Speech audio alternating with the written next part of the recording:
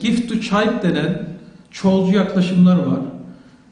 İşte Amerika'da olsun, başka yerlerde olsun, Müslümanların kendilerinin geliştirdiği okul öncesi İslam eğitimine yönelik yaklaşımların bizler olduğunu görmekteyiz.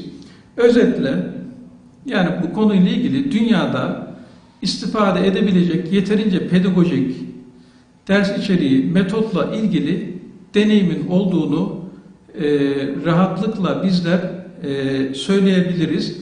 Demokratik bir toplumda devletin görevi de halkın taleplerini karşılamaktır.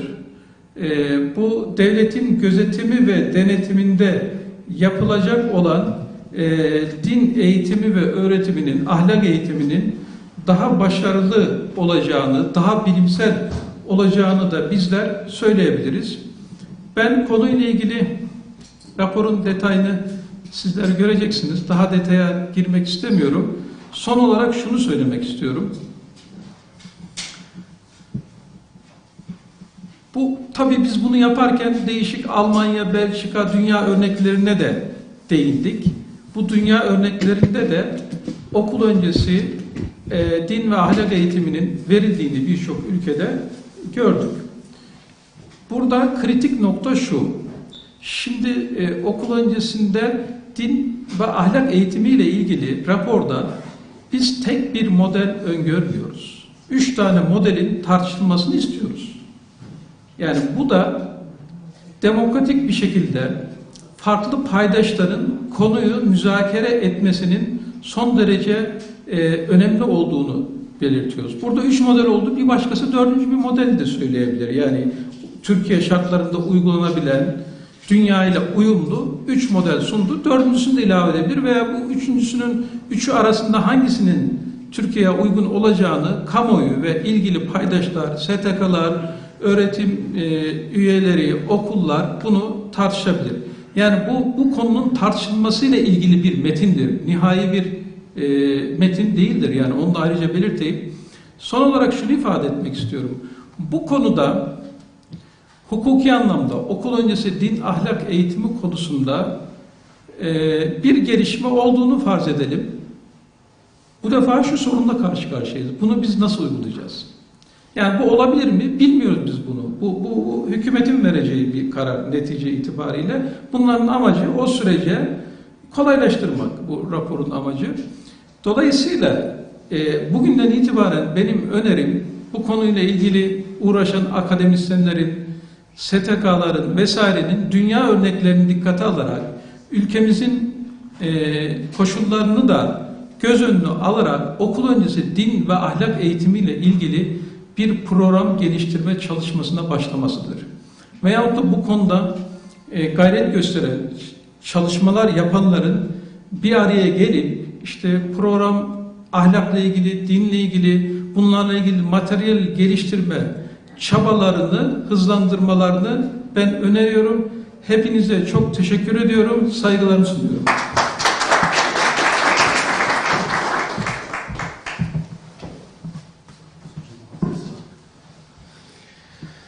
Değerli hocama konuşmalarından dolayı teşekkür ederim. Şimdi raporumuz üzerine konuşması üzerine Eğitim Birsen ve Memursen Genel Başkanımız Ali Yalçın Beyefendi'yi kürsüye davet ediyorum.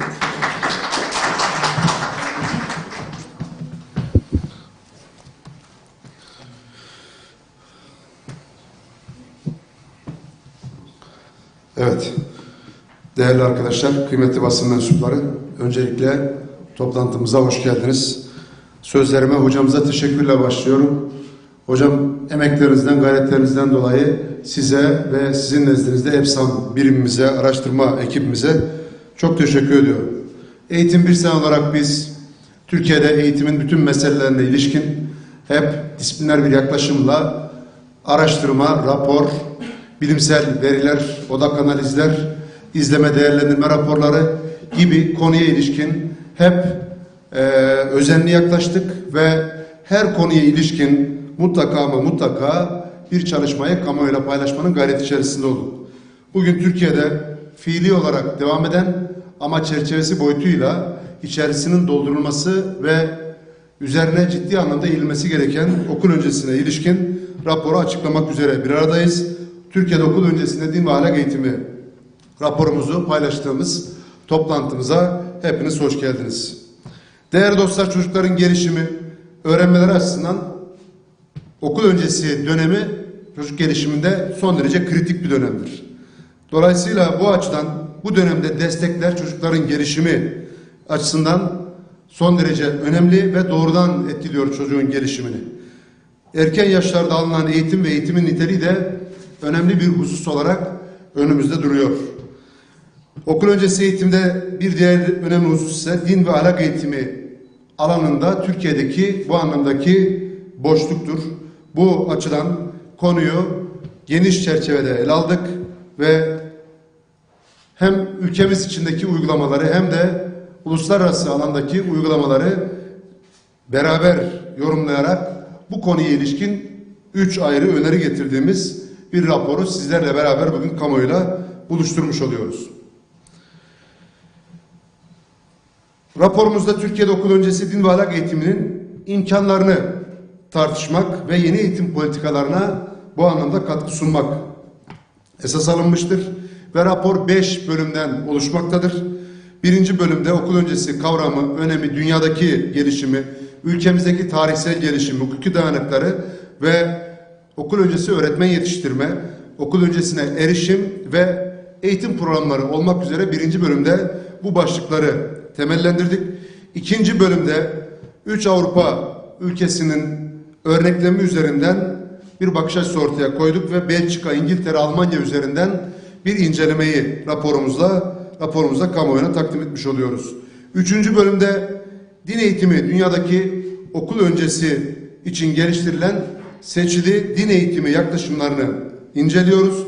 Dördüncü bölümde Diyanet İşleri Başkanlığı tarafından yürütülen 4-6 yaş grubu Kur'an kursu uygulamasına ilişkin yaklaşımları ortaya koymuş durumdayız. Beşinci bölümde ise din ve ahlak eğitiminin din özgürlüğüyle uyuşup uyuşmadığı, çocuğun bilişsel gelişimine uygunluğu, bu alanda yeterli akademik birikimin olup olmadığı ve halkın bu alana yönelimi konusunda bilimsel değerlendirmeleri ortaya koymuş durumdayız.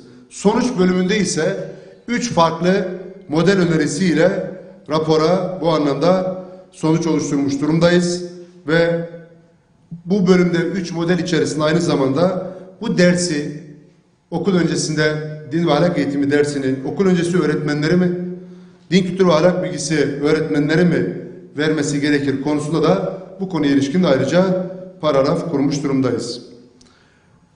Şimdi öncelikle raporumuzdan bazı hususları sizlerle paylaşmak isterim. Modern eğitime paralel olarak erken çocukluk dönemi eğitiminin kişinin farklı alanlarda gelişim için hayati öneme sahip olduğu konusunda artık hiç kimsenin şüphesi yok. Bu nedenle 1960'lı yıllardan itibaren son yıllarda dünyada okul öncesi eğitime yapılan yatırımın oranının gittikçe arttığını görüyoruz. Ve 2018 verilerini dikkate alırsak OECD ülkeleri içerisinde 3-5 yaş arası okul öncesi eğitime erişim ortalamasına baktığımızda %87'lik bir oranla karşı karşıyayız. Türkiye'de bu alanda ciddi adımlar atılmasına, ciddi hamleler yapılmasına rağmen %43 oranında kaldığımızı ve OECD ortalamasını dikkate aldığımızda da OECD'nin sonlarında bulunduğumuzu bu vesileyle ifade etmek isterim. Üniversite düzeyi dahil diğer eğitim kademelerinde nicel açıdan hızlı mesafe alan Türkiye'nin okul öncesinde de hızlı bir şekilde mesafe alma zorunluluğu bu rakamlar boyutuyla çok net olarak anlaşılmaktadır. Türkiye'de 2019-2020 eğitim öğretim yılı içerisinde toplam öğrenci içerisinde özel okulların okul öncesindeki oranı %18. Halbuki özel okulların genel öğretim içerisindeki oranı %8-9 civarında. Bu da şunu gösteriyor. Okul öncesi ihtiyacı çok fazla ve özel okulların okul öncesindeki oranı genel eğitim içerisindekinin 2 katı. Bu alandaki ihtiyacı betimleme açısından son derece önemli diye ifade ediyorum. 2010 yılında okul öncesinde görev yapan öğretmen sayısına bakıyoruz 48.330. 2019 yılına geldiğimizde bakıyoruz 98.835. Yani 100.000 öğretmene çıkmış. Yani 2 katı bu anlamda bir hacim oluşmuş ve öğretmen görev yapıyor bu alanda.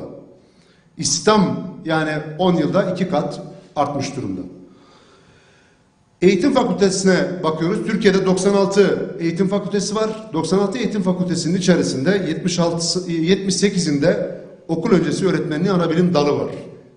Bu da ihtiyacın nedenini, önemli olduğunu çok net olarak gösteriyor. 2019-2020 eğitim öğretim yılında okul öncesi öğretmenliği bölümündeki öğrenci sayısı, yani yüksek öğretimde tercih eden öğrenci sayısının da 27.103 olduğunu bu vesileyle ifade etmek isterim. Türkiye'nin yakın ilişkiler içerisinde olduğu ülkeler boyutuyla, uluslararası boyutuyla okul öncesine ilişkin cümle kuracak olursak, Belçika, İngiltere, Almanya ülkelerinde okul öncesi eğitim ve bu dönemde din ve ahlak eğitimi ana hatlarıyla raporumuzda değerlendirilmiştir. Belçika ve Almanya'da din dersi ilkokulların ilk sınıfından itibaren eğitim sistemi içerisinde anayasal referans olarak bulunan bir derstir. Bizde de az önce hocam ifade etti, din kültürü ahlak bilgisi dersi bizde 4. sınıftan başlıyor. Halbuki bunun 1. sınıftan itibaren başlaması ve okul öncesini de az sonra ifade edeceğim 3 model boyutuyla kapsaması gerekiyor. 19. Milli Eğitim Şurası'ndaki en önemli başlıklardan birisi din kültürü ahlak bilgisi dersinin anayasanın amir hükmü gereğince 1'den itibaren başlamasına ilişkin tartışmaydı. 19. Milli Eğitim Şurası'ndaki en önemli gündemlerden birisi. Okullarda din dersi ve mezheplerin ve dini grupların inançlarına göre ayrı ders şekillerine yer verilmiştir. Bu Belçika ve Almanya örneğinde. İngiltere'de ise okullarda din dersi devlet okullarına bütün öğrencilerin katılması gereken zorunlu dersler arasında yer almaktadır. Ancak bu ders bir din veya mezhebe bağlı olmayan farklı inanç gruplarında kapsayan çoğulcu bir içeriğe sahip. Okul öncesi eğitimde yaygın olarak kullanılan Montessori ve Waldorf yaklaşımları çocukların genel eğitimine yönelik tasavvur, uygulama ve metodun yanı sıra din eğitiminin bu yaş grubunda nasıl verileceğine yönelik öneri ve yaklaşımları da içermektedir. Montessori demek aynı zamanda kilise merkezli eğitim demektir. Montessori Katolik dini geleneğinden gelen birisi olarak çocukların kilisesi adını taşıyan okul öncesi din eğitimi yaklaşımını geliştirmiş ve daha sonra bu yaklaşım kendi içerisinde 2 alt versiyon üretmiştir. Ona raporda değinildiği için çok detaylı olarak girmeyeceğim. Waldorf yaklaşımı ise okul öncesi eğitim yaklaşımlarından bir diğeri olan yaklaşımdır ve 1919 yılında Steiner tarafından geliştirilmiştir. Burada da din ve ahlak eğitimi modeli öneriliyor okul öncesinde çocuklar için. Steiner din ve ahlak eğitimini bir bütün olarak ele alıyor ve ahlakı, dini duyguların doğru şekilde duygu dünyasında yaşanması olduğunu, esas olanın ahlaki ve dini duyguların doğru bir şekilde duygu dünyasında yaşanması olduğunu çerçeveliyor. Eğitimde hayal gücünün gelişimine ve hikayeler yoluyla din öğretimine geniş yer veriyor. Gift to Child yaklaşımı dediğimiz, az önce hocamızın da ifade etmeye çalıştığı yaklaşım 3-11 yaş arası çocukları kapsayan batıdaki diğer bir uygulama din eğitimi yaklaşımıdır. Ve bu yaklaşımda da sınıf ortamında nasıl uygulanacağını gösteren kılavuz, uygulama materyalleri ve çok geniş seçenek oluşturulmuş detayları bulunmaktadır. O yüzden Avrupa'da bu konu tüm detayıyla çalışılmış gözüküyor ama bizde bu konuda yeterli miktarda çalışmanın olmadığı ama talebin çok fazla olduğu çok net olarak görülüyor. Az sonra o konudaki rakamlara da değinmiş olacağım. Bir diğeri İkra, okul öncesi İslam eğitimi programı. Bu da Amerika Birleşik Devletleri'ndeki Müslümanların kurduğu İkra Vakfı tarafından geliştirilmiş 1993 yılında ve okul öncesi İslam eğitimi programı olarak da yaygınlık kazanmış. Bu anlayış felsefesini klasik medrese eğitimiyle modern eğitimi sentezleyerek yeni bir yaklaşım ortaya koymuş durumda ve Avrupa, Amerika Birleşik Devletleri, Güney Asya olmak üzere birçok ülkede de bu model uygulanmaktadır.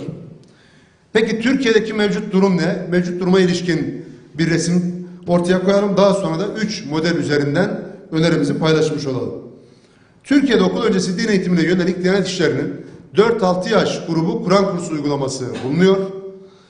2011 yılında çıkarılan, az önce hocamızın da ifade ettiği kanun hükmünde kararname ile birlikte Diyanet İşleri Başkanlığı'nca açılan yaz Kur'an kurslarına katılım için ilkokulu bitirme şartı kaldırıldığı için bu anlamda halkın talebi doğrultusunda 4-6 yaş Kur'an kursu uygulaması başlamış ve bu uygulama 2014-2015 eğitim öğretim yılında 15.265 öğrenciyi kapsarken 2019 yılında 150.000 öğrenciye ulaşmıştır. Bu da Türkiye'de halkın bu anlamdaki yüksek talebini gösteren en önemli göstergelerden birisidir ve okul öncesi din eğitimine ihtiyacın olduğunu en somut olarak ortaya koyan rakamlardır. 4-6 yaş grubu Kur'an kursları öğrencilerinin düzeylerine uygun olarak Kur'an okuma becerisini kazandırma, temel dini bilgileri öğretme ve İslam dininin temel değerlerini benimsetmeye dönük çocuğa din ve ahlaki açıdan bilgi vermeye amaçlamaktadır. Diyanet İşleri'ndeki yürütülen bu çalışma. 2013 yılında ilk olarak hazırlanan Diyanet 4-6 yaş Kur'an kursu öğretim programı, Kur'an-ı Kerim ve dini bilgiler öğrenme alanı kazanımlarında ağırlıklı olarak bilişsel gelişim esas alınmıştır. Bu anlamda duyusal ve psikomotor gelişimin de öncelenmesi gerektiği raporumuzda çok net olarak ifade edilmektedir.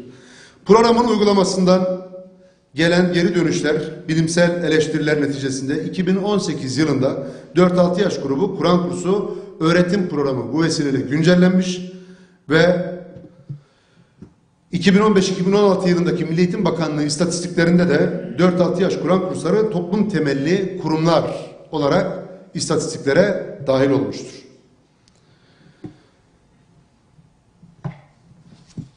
...4-6 yaş grubu Kur'an kurslarında görev yapan öğreticilerin yeterliliklerinin geliştirilmesi konusu da raporumuzda ifade edilmektedir. Önemli bir konudur. Ve 2013 yılında bu kurslar eğitim faaliyetine başladığı zaman okul öncesi din eğitimi konusunda eğitilen bir öğretmenlik alanı henüz yoktu. Bu kurslara öğretici temin etmek için mevcut eğitim sistemi içerisindeki imkanlardan yola çıkılarak çeşitli çözümler üretilmiş. İlahiyat Ön Lisans ve İlahiyat Fakültesi mezunu Kur'an kursu kadrolu sözleşmeli personelinden 2017 yılında 296 saatlik bir çocuk gelişimi ve eğitimi alanında program uygulanmış ve burada yetkinlikler oluşturulmuştur.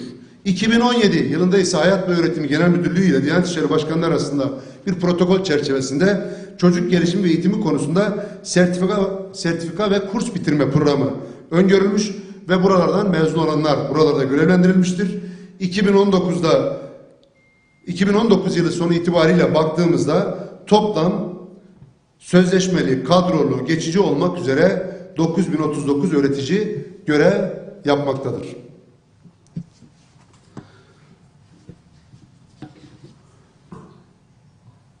Bizim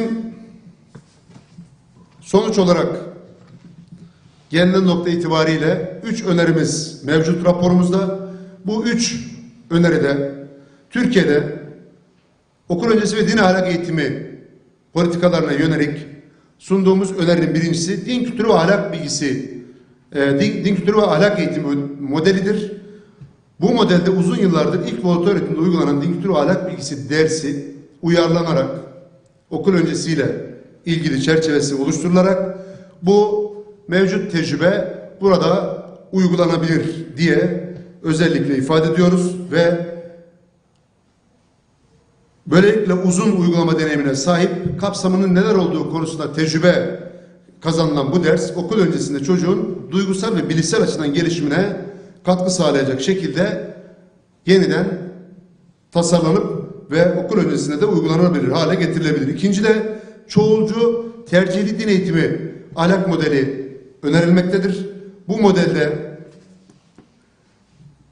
okul öncesi ahlak eğitimi çocuklara dini referansı önceleyen bir ahlak eğitimi şeklinde birincisi olarak verilebilir. İkinci olarak da okul öncesi din İslam eğitimi modeli olarak uygulanabilir. Bu da İslam dini değerleri öğretisinin eğitimi konusudur. Soyut dini konuların pedagojik yaklaşımlardan yararlanılarak öğretim konusu yapılmasını öneriyoruz. Avrupa'daki örneklerini az önce ifade ettik. Onun için bu alanda 2 tane önerimizi tekrar ifade etmek isterim. Okul öncesi ahlak eğitimi, bunda dini referansı önceleyen bir eğitim. İkincisinde de İslam dini baz alınarak okul öncesi din eğitimi şeklinde iki model öne çıkabilir. Bu modellere göre okul öncesi ahlak eğitimi seçeneğinin Milli Eğitim Bakanlığı, Aile Çalışma Sosyal Hizmetleri Bakanlığı, resmi diğer eğitim kurumları isteyen özel okullarda da uygulanması olabilir. Birinci önerimiz bu. İkincisi, okul öncesi İslam dini eğitimi modelinin ise Diyanet İşleri Başkanlığı tarafından yürütülen 4-6 yaş Kur'an kurslarındaki okul öncesi eğitim formatına dönüşmüş şekli olarak uygulanabilir ve bu modeli isteyen özel okullarda uygulayabilirler. Üçüncü model ise değerler eğitimi modelidir.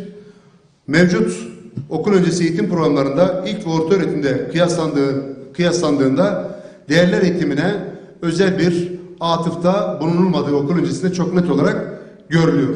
Değerler eğitimi modeli ile okul öncesi programının içerisinde değerler eğitimine ayrı bir yer olarak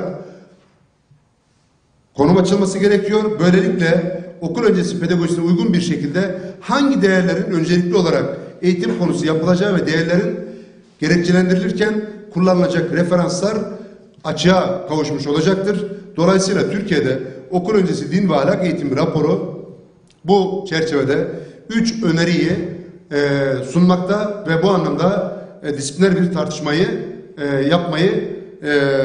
başlatmayı ummaktadır.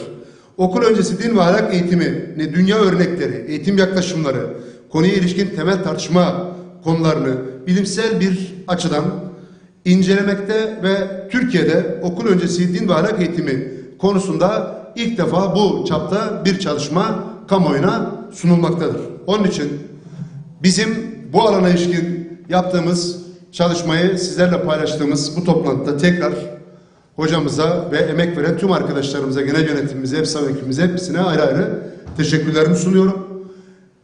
Okul öncesi konusunun geniş çerçevede ele alınması gerektiğini, gelinen boyut itibariyle %47-%48'lik bir oranı tekabül ettiği bir yerde bu alanın okul öncesi genel müdürlüğü şeklinde yeniden düşünülmesi gerektiğini, bir genel müdürlüğün içerisinde cüz olarak bulunamayacağını, bu konuya ilişkin bütün çalışmaları, materyalleri, tartışmaları yönetmek açısından konunun son derece önemli olduğunu bu vesileyle ifade ediyor.